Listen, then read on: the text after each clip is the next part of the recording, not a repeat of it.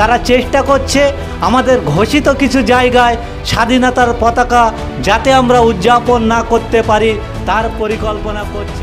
ইতিমধ্যে চালতাবেড়িয়া অঞ্চলের একটা গ্রামে এরকম ঘটনা ঘটেছে, আপনারা দেখতে পাবেন। কেননা এখনও সম্পূর্ণ চেষ্টা তারা চালিয়ে এখনও পর্যন্ত ব্যর্থ আছে। দেখি যে তারা এই পরিকল্পনিক মাপে আমাদের জাতীয় পতাকা উত্তোলনের বাধা হয়ে দাঁড়িয়েছে। আমরা অবশ্যই তাদেরকে মার্কিং করছি, তাদেরকে চিহ্নিত করছি। এখনও পর্যন্ত আমাদের কাছে খবর আছে এরকম কিছু কালপিট তারা চেষ্টা করছে আমাদের ঘোষিত কিছু জায়গায় স্বাধীনতার পতাকা যাতে আমরা উদযাপন না করতে পারি।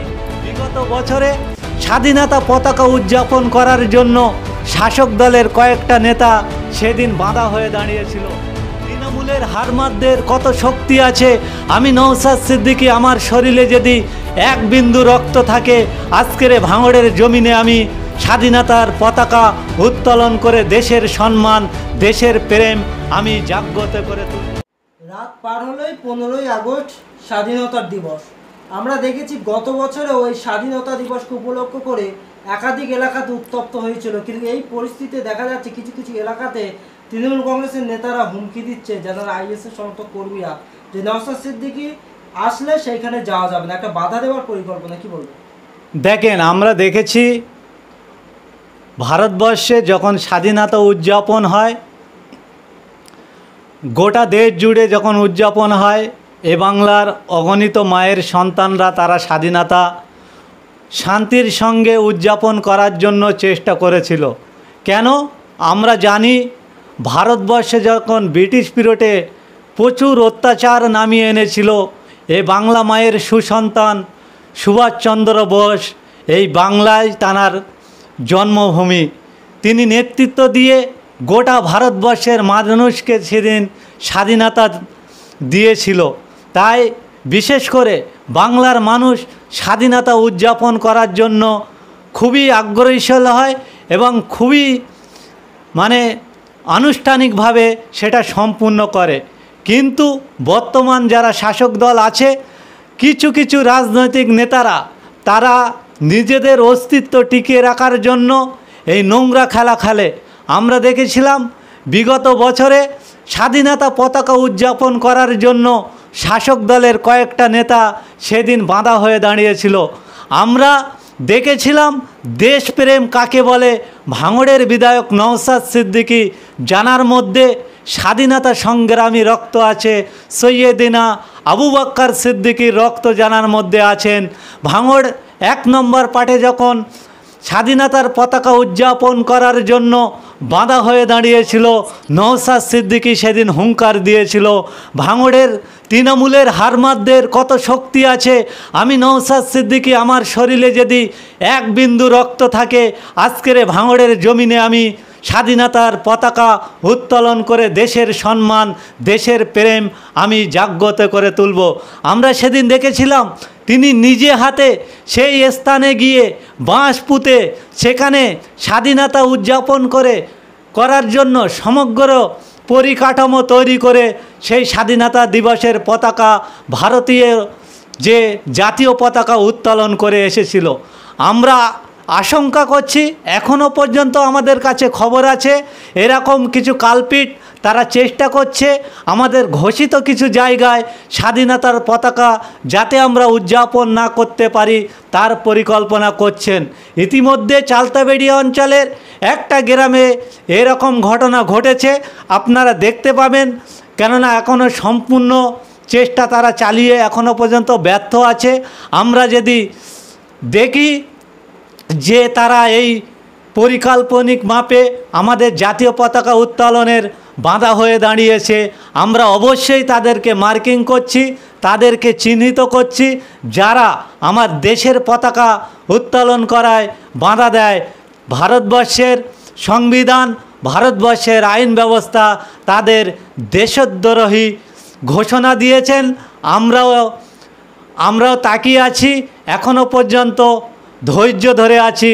তারা যদি হেন কাজ করে নিশ্চয় তাদের বিরুদ্ধে আমরা দেশদ্রোহী যে আইন আছে তার এগেনস্টে আমরা তাদের এগেনস্টে আমরা এই দেশদ্রোহী তকমা লাগিয়ে আমরা কেস করব।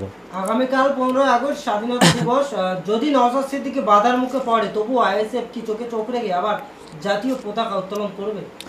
দেখেন, কোনো রাজনৈতিক কালার না দেখিয়ে আমরা আমাদের দেশপ্রেম, মানবপ্রেম দেখায়, সেই মানুষের ওপরে আমরা প্রেম জাগাই এবং দেশের উপরে যে ভালোবাসা, সেই ভালোবাসা দেখানোর জন্য, ভালোবাসা দিয়ে আমরা আমাদের দেশের পতাকা উত্তোলন করব।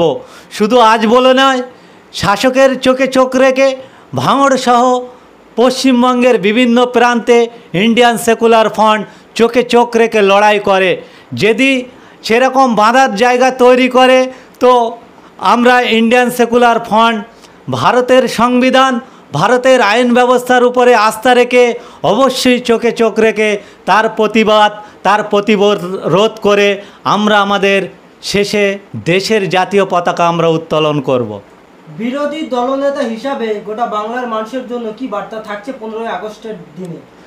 দেখেন, আমরা 1947 সালে আমাদের দেশ স্বাধীন হয়েছিল, কিন্তু সমগ্র বাংলার মানুষকে বলবো স্বাধীনতা পাওয়াটা ছিল অনেক কঠিন, কিন্তু সাথে সাথে একটা কথা বলি, সেই স্বাধীনতাটা ধরে রাখাটাও তার থেকেও বড় কঠিন।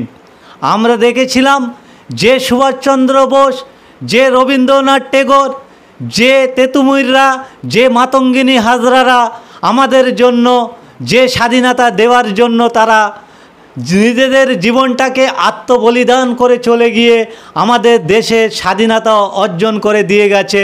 বর্তমানে আমরা দেখতে পাই এই ভারতবর্ষের কোনায় কোনায় ব্রিটিশ পিরিয়ডের মতন কিছু আরএসএস মার্কা যারা ব্রিটিশদের পা চাট্টো সেরকম নেতাও কোনায় কোনায় ছেয়ে আছে।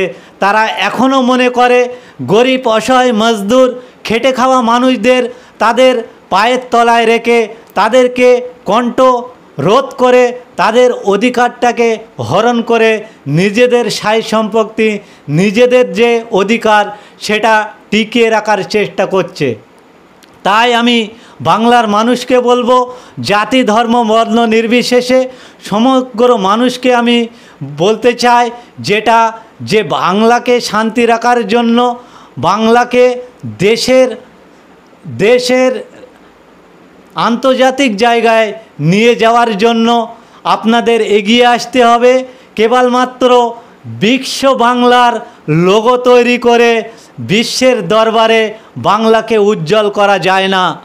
জয় বাংলা স্লোগান দিয়ে বাংলাকে উজ্জ্বল করা যায় না। বাংলার মানুষের কার্যকলাপ যদি ভালো হয়, বাংলায় যদি সম্প্রীতি রক্ষা থাকে, বাংলায় যদি কর্মস্থল রক্ষা থাকে, বাংলায় যদি সুস্বাস্থ্য রক্ষা থাকে, বাংলায় যদি গণতন্ত্র বা সাংবিধানিক স্বাধীনতা রক্ষা থাকে, বাংলা এমনি এমনি বিশ্ব দরবারে শ্রেষ্ঠ হবে। শুধু কয়েকটা বিশ্ব বাংলার লোগো লাগিয়ে বিশ্ব বাংলার গেট করে বাংলার মুখ উজ্জ্বল করা যায় না। তাই মহাকবিরা বলেছিলেন, বাংলার মুখ আমি দেখিয়াছি, বিশ্বের মুখ দেখিতে চাই না আর। আজকের যারা বাংলার মুখ নিয়ে সিনিমিনি করছে, বাঙালি হিসেবে অন্য রাজ্যে গিয়ে আজকের যেন বাংলার পরিচয় দিতে একটা লজ্জার জায়গা তৈরি হয়ে যাচ্ছে। যে বাংলাকে আমাদের কাছে অহংকারের জায়গা ছিল, যে বাংলাকে আমাদের কাছে প্রশংসার জায়গা ছিল, সেই বাংলাকে আজকে লজ্জিত হতে হচ্ছে।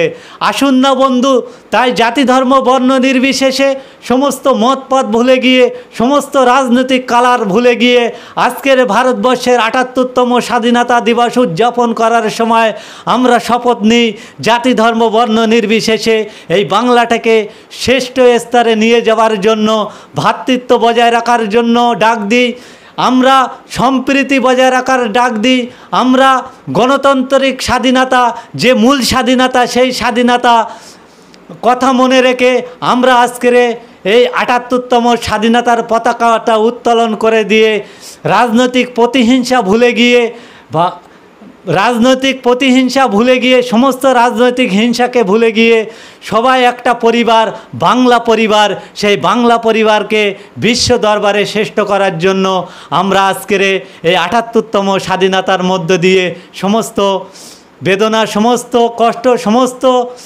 সমস্ত প্রতিহিংসা ভুলে গিয়ে আমরা দেশের উপরের দিকে স্বাধীনতার পতাকা উত্তোলন করে আমরা এক কথায় বলবো, আমাদের পরিবার বাংলা পরিবার, সেই বাংলা পরিবার বিশ্বের দরবারে শ্রেষ্ঠ পরিবার হবে। সেই শ্রেষ্ঠ পরিবারের আমরা একজন সৈনিক হয়ে, ইতিহাস হয়ে দাঁড়িয়ে যাওয়ার জন্য আমি বাংলার মানুষকে আহ্বান করব।